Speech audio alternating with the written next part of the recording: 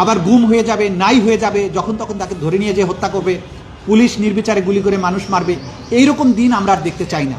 আমি খুব কনফিডেন্ট যে আমার 17 মাসের সময়ে যে বিচারগুলো হয়েছে, যে রায় হয়েছে, যে ডকুমেন্ট আমরা প্রডিউস করেছি, এই ব্যাপারে উচ্চ আদালতে গিয়ে কোনো রকমের এই জিনিসগুলোর ব্যাপারে কোনো অপ্রমাণ হওয়ার সুযোগ নেই, জাজমেন্ট উল্টে যাওয়ার কোনো সুযোগ নেই।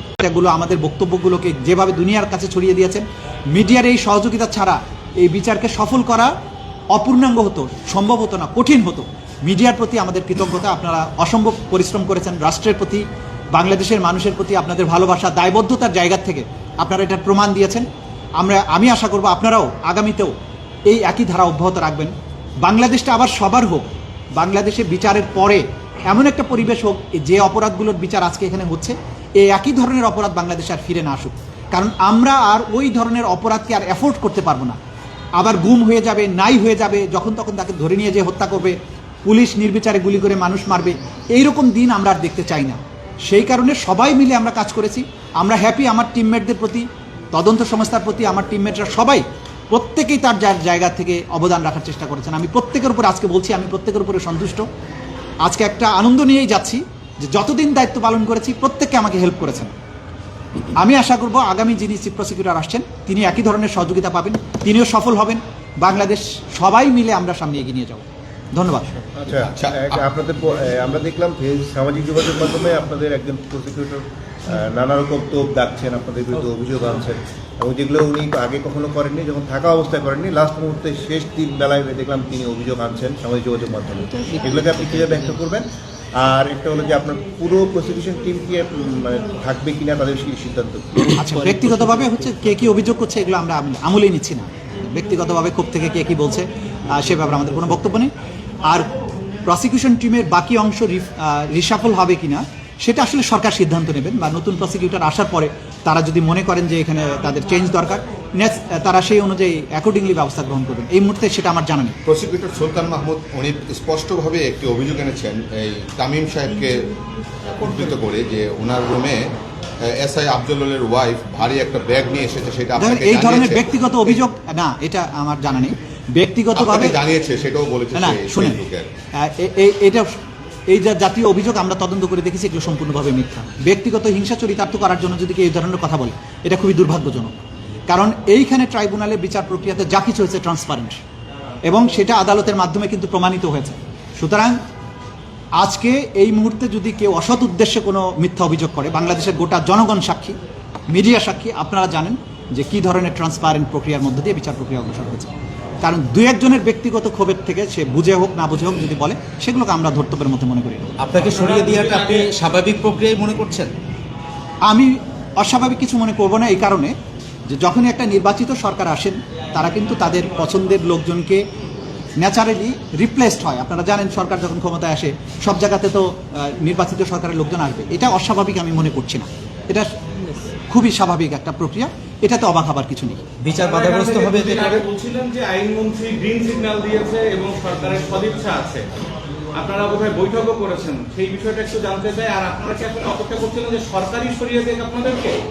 দেখুন, দেখেছি অন্যান্য গুরুত্বপূর্ণ পদ থেকে অনেকে করে গেছেন না, সরকারের থেকে আমাদেরকে প্রথমে বলা হয়েছিল যে আমরা অ্যাজ ইট ইজ যেভাবে আছে সেভাবেই চলবে। সেই ধারণার ভিত্তিতেই আমাদেরকে বলা হয়েছিল, আমরা সেভাবে চলেছি। তারপর গতকালকে উনি আসলে আমাকে ধারণাটা দিয়েছেন যে সরকারের ইচ্ছা যে এখানে নতুন কাউকে রিপ্লেস করার। তখন আমি নিজের থেকে বলেছিলাম যে তাহলে কি আপনারা চাচ্ছেন যে আমি পদত্যাগ করে চলে যাবো? বলছেন না, দরকার নেই। কারণ হচ্ছে যে ন্যাচারাল প্রক্রিয়াতে রিপ্লেসড হবে, আপনার জায়গায় যখন রিপ্লেসড আরেকজন হবে তখন আপনি যাবেন, আননেসেসারি পদত্যাগ করার দরকার নেই। সে কারণে আমি মনে করেছি যে পদত্যাগ করা কোনো যুক্তিযুক্ত নয়। এটা স্বাভাবিক প্রক্রিয়া যে একটা সরকার এসে আরেকজনকে আরেক জায়গায় যখন রিপ্লেস করবে, স্বাভাবিকভাবে রিপ্লেসড হয়ে যাবে, পদত্যাগ করার প্রয়োজন নেই। পদত্যাগ করলে এটা ভিন্ন বার্তা যেতে পারত, সে কারণে আমি সঠিক মনে করি। বিচারের গতি কি বাধাগ্রস্ত হবে, বা আওয়ামী লীগের কেউ কি সুবিধা পাবে মনে হয়? না, আমি তো আগামীর টিমের প্রতি আমার শুভকামনা থাকছে। আমি চাইবো বিচার স্বাভাবিক গতিতে যেন অবশ্যই চলে। আমি কেন শঙ্কা প্রকাশ করা, এটা উচিত হবে না আমার জন্য।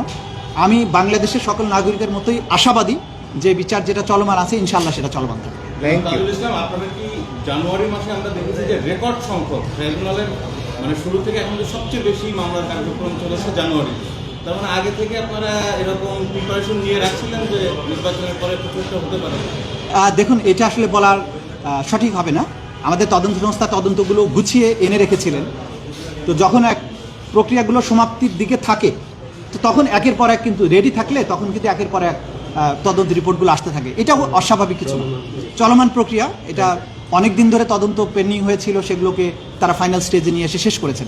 যখন আপনারা জানেন যে একটা জিনিস যখন কমপ্লিট হয় তখন ওই ফরম্যাটের সূত্র ধরে বাকিগুলো কিন্তু সহজেই সমাপ্ত করা যায়, সেই অর্থে তারা করেছেন। আপনার 17 মাসের দায়িত্ব পালনকালে যে বিচারগুলো হয়েছে, রায় হয়েছে, এগুলো নিয়ে কি কোনো ধরনের প্রশ্ন তোলার সুযোগ আছে? আমি খুব কনফিডেন্ট যে আমার 17 মাসের সময়ে যে বিচারগুলো হয়েছে, যে রায় হয়েছে, যে ডকুমেন্ট আমরা প্রডিউস করেছি, এই ব্যাপারে উচ্চ আদালতে গিয়ে কোনো রকমের এই জিনিসগুলোর ব্যাপারে কোনো অপ্রমাণ হওয়ার সুযোগ নেই, জাজমেন্ট উল্টে যাওয়ার কোনো সুযোগ নেই। এবং আমি প্রথম দিন থেকে যে জিনিসটা বলেছি যে আমরা এমন সব অকাট্য প্রমাণাদি এই আদালতে উপস্থাপন করেছি, শুধু বাংলাদেশে নয়, বিশ্বের যে কোনো আদালতে গেলে এই অপরাধীদের সাজা নিশ্চিত হবে, সর্বোচ্চ সাজা নিশ্চিত হবে। সুতরাং এই কোয়ালিটি অফ এভিডেন্স মামলাতে আমরা যা কিছু দিয়েছি, অতীতের ট্রাইব্যুনালের সমস্ত রেকর্ড ঘেঁটে দেখবেন আমরা যে ধরনের শক্তিশালী প্রমাণ এখানে উপস্থাপন করেছি, এই ধরনের প্রমাণ কখনোই উপস্থাপন করা সম্ভব হয়নি।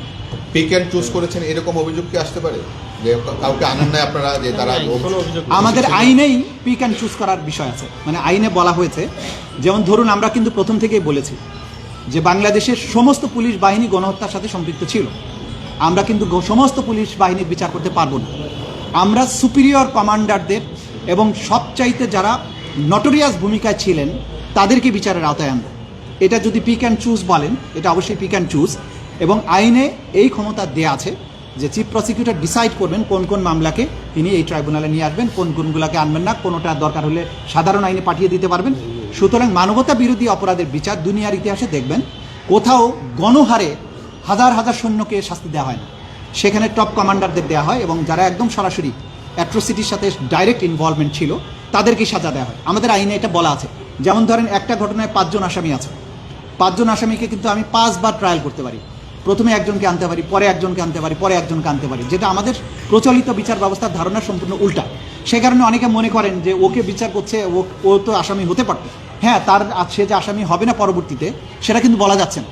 কিন্তু এই মুহূর্তের মামলা প্রমাণের জন্য আমরা যদি 5 জনের মধ্যে বাকি 4 জনকে সাক্ষী হিসেবে নিয়ে এসে মামলাটা প্রমাণ করি এবং পরবর্তীতে তাদের বিরুদ্ধে তদন্ত করি, তাহলে কিন্তু কোনো রকমের আইনগত ব্যত্যয় হবে না। সুতরাং আমাদের আইনে এই সুযোগ আছে, এই বিচারের ধারাটাই ভিন্ন।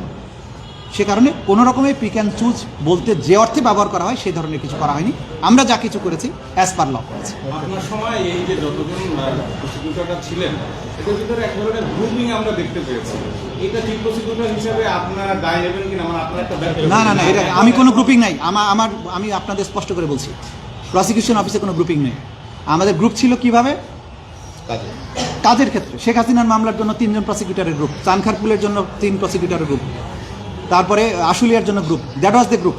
আমাদের মধ্যে কোনো গ্রুপিং ছিল না। অন্য তাদেরটা তারা। থ্যাংক ইউ, ভালো থাকবেন সবাই। নাজুল ভাই, দায়িত্ব হস্তান্তরের কোনো ইনফ্যাক্ট সেরকম কিছু নাই, আসলে হস্তান্তরের তেমন কিছু নেই।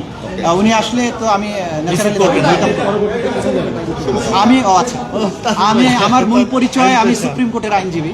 সুতরাং আমার জায়গা হচ্ছে আইন পেশা। আমি সুপ্রিম কোর্টের আইনজীবী হিসেবে আমার স্বাভাবিক কর্মজীবনে ফিরে যাব। আমি তো একদিনের জন্য বেকার থাকছি না, কোনো সমস্যা নেই। সমপদের কোনো পদে যাচ্ছেন না, আপাতত কোনো পদে যাচ্ছি না। আপাতত আমার পুরাতন পেশায় ফিরে যাচ্ছি। শুভকামনা। থ্যাংক ইউ, ভালো থাকবেন সবাই।